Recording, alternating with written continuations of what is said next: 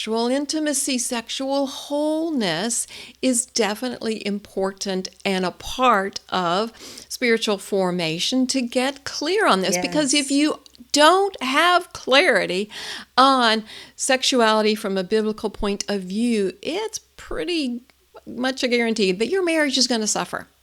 Hi, I'm Mary, certified relationship coach, Christian sex educator, empty nester, and happy jet skiing wife who believes God's design for sex in marriage is too good to stay quiet about.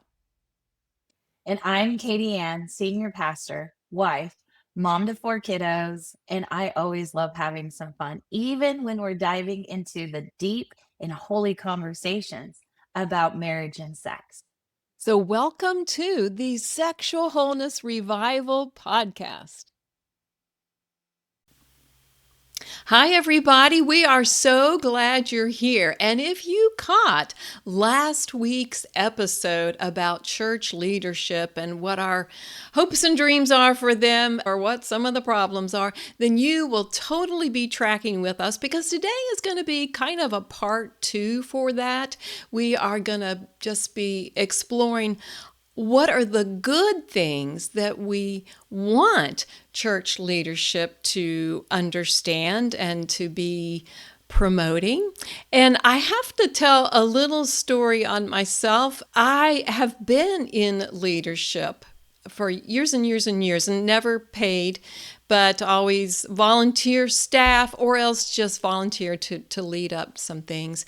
And I have never been asked questions about my beliefs about sex. I was never screened as a leader, but I did refuse to be a leader in regards to a marriage class when I realized that my former marriage did not line up with how I knew God wanted it to be. So I pulled the plug on myself, so to speak, at that point.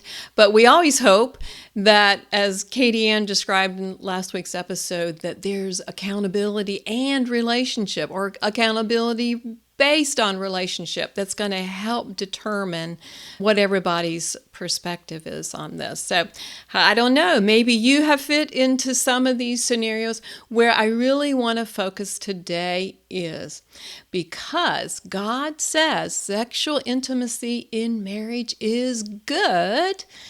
What do we really want church leadership to understand in regards to biblical sexuality? Yeah, I think that in general, there's just been a lot of avoidance unless it's the big, scary things. And Mm, so it's kind of been set up. Don't have an affair, don't cheat on your spouse, stay away from pornography, which all of those things are true and they are yes. right. But they lack the understanding of the positive of Mm, why we don't want to have those things, the reward of working towards a healthy and whole yeah. marriage. And the church has been more reactive when Mm-hmm. it comes to the sexual intimacy in marriage, more reactive when things are blowing up, instead of being preventative in Yeah. teaching and bringing understanding. And so the concept of a healthy marriage is oftentimes, well, you're not cheating on your wife, okay, you're having sex this many times a week or a month, okay, but they're not addressing the intimacy issues Mm, and the emotional and the mental aspects of marriages, and we're not yeah. equipping people to understand those, because it's Mm-hmm. not just about avoiding all the big things like pornography, but really if we can come in and bring understanding and equipping and Amen. health to the good values of Mm-hmm. how God designed this, that's important. Yes. Yes, for sure. So, what would you say, Mary? This is a loaded question here, I think, Mm-hmm. and maybe it's obvious, but what would you say is the difference between sexual risk management and sexual discipleship? Because those two things are very different to me. Very different. And we've mentioned before that this sexual risk management sort of sounds like an HR position to prevent liability for problems that could come up. And let me just give you some of these. And this is some great research that I have found online. So, of course, sexual risk management would be to prevent the scandal, to avoid the lawsuits, to protect the church's reputation, also to screen out any obvious disqualifiers and to focus on the external compliance. But none of those are heart issues. So the sexual discipleship is about the heart issues and about the real life scenarios. And we want to be forming leaders who embody God's design for intimacy in marriage. And that would be things like covenant and mutual and joyful and self-giving and shame-free and holy and pleasurable. Those are points that get overlooked. They don't get as much attention. They don't seem to be as important, but that is what's going to make it thrive and give you longevity. And we can look at some really significant scriptures to anchor these things. I know in Genesis chapters 1 and 2, we get God's design in creation, and he really does talk about that Adam and Eve, they're made in God's image. And I know that it was good. Actually, it was very good. It was very good. It was holy and pleasurable. Hello. Those two words can coexist. Yes, yes. From Song of Solomon, there is just a celebration about intimacy and some practical pointers there. If you read between the lines or you understand what some of the symbolism is with the poetry there, it can be very specific. Ephesians 5 is talking about husbands and wives respecting and submitting to one another as a foundational place. And then in 1 Corinthians 7, which I think gets misused the most, we're talking about consent and mutual authority for the couple. It's like both spouses are fully engaged and want to be there for each other, want to be there for their marriage, kind of a best case scenario for that. So sexual integrity is not the absence of scandal. What sexual integrity is the presence of wholeness. Don't you love that? So important. So important. Because people are going to make mistakes. People are messy. And if you're looking for a mess-free guide to leadership, I hate to inform you, it's not been invented, and it probably will never be. Mess is part of relationship. Mess, it just is. And to instead rethink how we look at it, and it's the presence of wholeness. That's so important.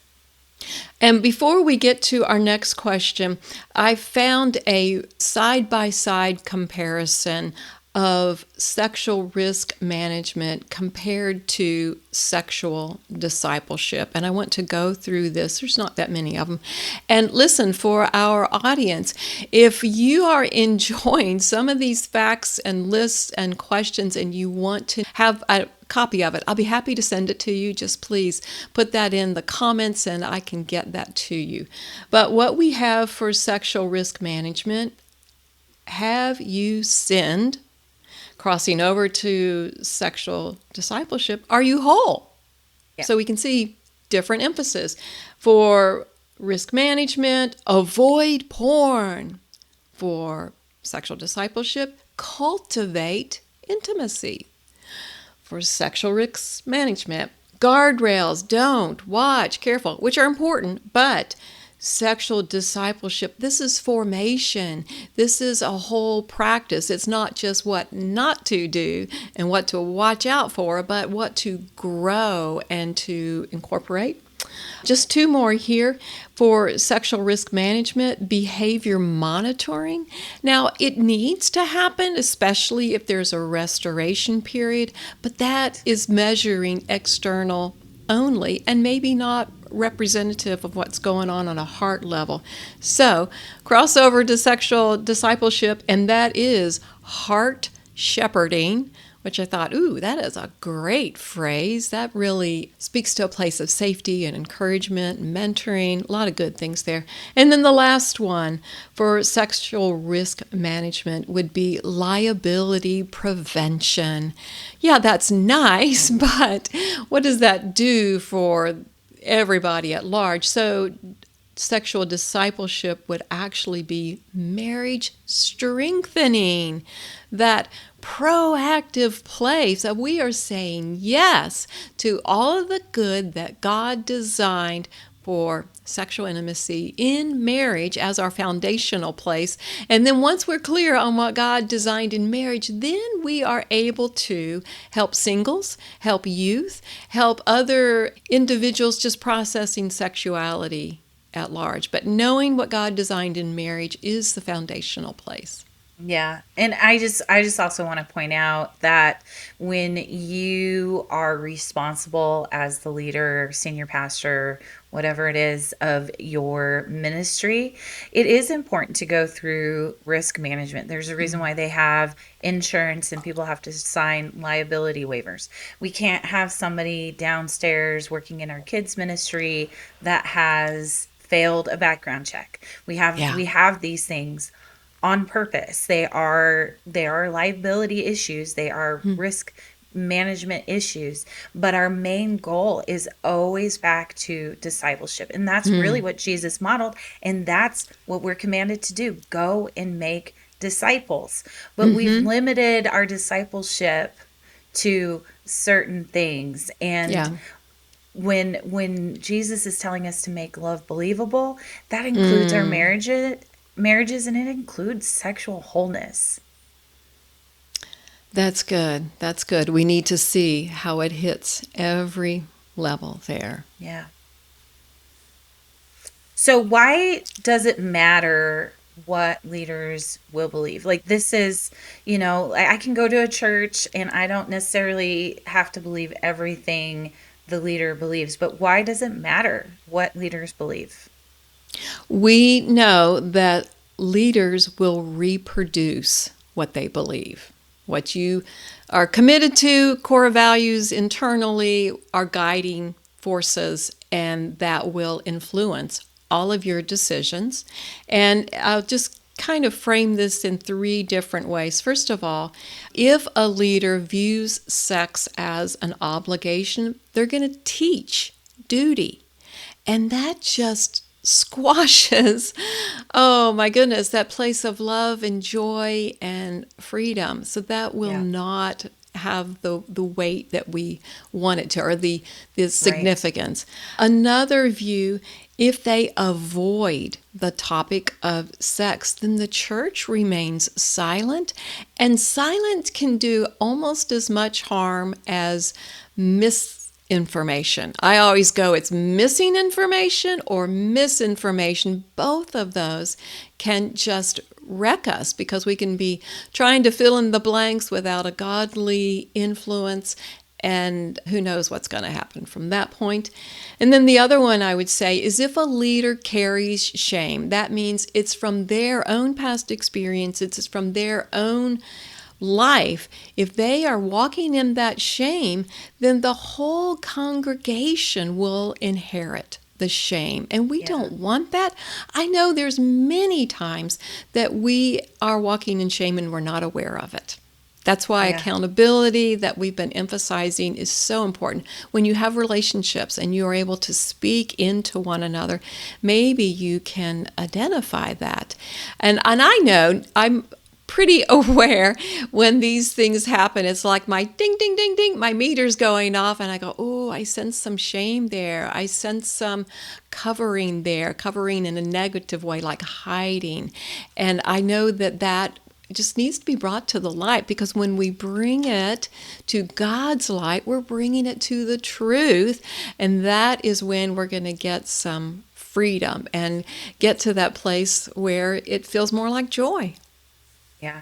So even if you are attending a church that maybe you don't agree with the leader's viewpoint on everything, they're still having an influence. It's still reproducing in the environment around you, right? And Yeah, so yeah.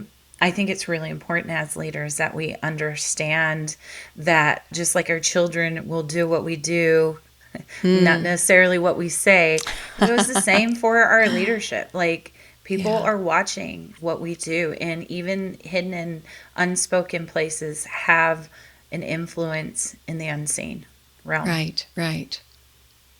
Yeah. And I have a funny story there. My pastor I dearly love, because he opens the door for me to share freely. It's not about me, it's just that I know that he honors sexual wholeness in marriage. And one of the things that he does from the pulpit, let's just call it dad jokes, but he will talk about wrestling his wife and all of the ways of just kind of bumping into her, and things that they do to make their relationship playful. And that makes it normalizes it.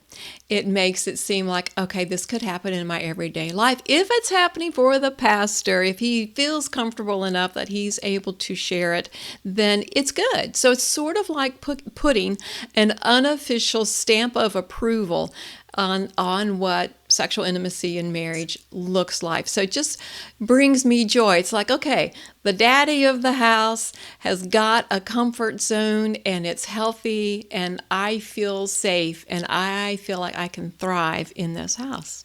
Yeah, that's so good. I love that.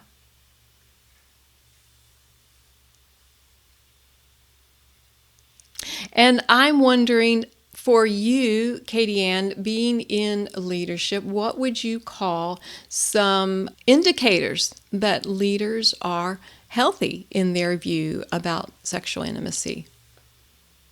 Yeah, that is such a great question. I think around the topic of intimacy, how many times the frequency of your sexual encounters isn't the only indicator. And I'm not sitting around with my church staff and leadership and just in staff meetings talking about their sex lives. So just want to clarify that. Woo! But there is something to be said when somebody is taking initiative and going out of their way, even if there isn't necessarily a problem, to learn new skills to continue to sow into their marriage and their relationship. And it's pretty rare that I find that, but it is one of the things that I look for. And it also in an individual, their ability to manage themselves well when there is feedback that is uncomfortable Ah, is also another good way that I look at, you know, a healthy leader needs to be able to hear feedback sure. and be respectful in that exchange as well. But I think one of the things that is so big for me, I heard a TED Talk a number of years ago, and I don't remember who it was, but he was talking about addiction, and he said, we keep asking why the addiction, but the question we should be asking is why the pain. And so with the leaders that we have, they're learning to ask that question even of themselves. Yeah. Why did I behave that way? What is happening inside of me? And so that they're getting good at asking the question of why the pain, not what do I have to do to perform well and make my boss happy so I don't get in trouble. Yeah. And I think and I don't think, I know, I've seen the positive effect that it has in their marriage and in their relationship with their kids and overall in their relationships, is because we're looking for people who are leading in it. They're being Yeah. proactive, and they can ask the hard questions of themselves of where the pain. If I get triggered, I don't start disqualifying everything that person says. First I go, God, what is happening in me that this is such a pain point? What is happening? Where's my pain? And then that starts the process, because accountability starts here first. Yeah. And Yeah. then it goes. Otherwise, we create a culture that is solely based on the external pressures, our external punishments versus the internal governing. And we want people to be governed internally with their values of healthy and whole in leadership and in marriage. Oh, that's powerful right there. My goodness, how different would the world look if we were governed internally, if we were, let love be our counselor, if we were motivated by those things that are drawing us closer to connection, drawing us closer to God. Wow, what a goal. What a goal that is Yeah. for sure. And it's messy. Like I said, it's Sure. messy. It's not perfect. It's not perfect. And I tell people all the time, and I have to remind myself, we're not looking for perfection. We're looking for presence. Do Yeah. you disconnect? Do you run away when it gets hard? Stay present. Work through it. Well, specifically in regards to sex, I have a few questions that came up when I was doing research that we want healthy leaders to be able to answer these. How do you pursue mutual pleasure in marriage? How do you guard against coercion in Christian marriage? How do you disciple couples into joy, not duty? Does your spouse feel emotionally and sexually safe? Now, listen, we could have an entire episode on each one of those. They're huge. And I think it's just scratching the surface. I hope I'm not doing anybody a disservice by bringing them up, but I want to create that big overview of what it looks like. And that's why it's a lot to tackle. But when we can come up with these individual things, then that is going to get us to a more healthy place. I have one other set here of the points that we want leaders to be clear on, and this would be a sign of their growing in a healthy understanding. So, can they articulate positive theology of pleasure? And Katieann and I were talking about this before we started recording, and my nutshell version of that statement is mutual pleasure. Is mutual pleasure a goal? Do you know how to work towards mutual pleasure? Now, there's so many layers to that because a husband and a wife experience pleasure differently. We've had several episodes on that. We've even talked about the orgasm gap and why it doesn't happen. So I will put that link in the show notes for you. We need to learn each other's bodies. Hey, as an individual, you need to know what are your pleasure points? What are your preferences in regards to sexual intimacy with your spouse? Because if you don't know it, you're not going to be able to share it. So that point right there about mutual pleasure is sort of a lifelong journey. And what you've found as pleasure maybe in your 20s will change over time. How you get there might change over time. So this is super healthy, but I love the word, it keeps coming up. It's messy, so have to work on that. There's a few more.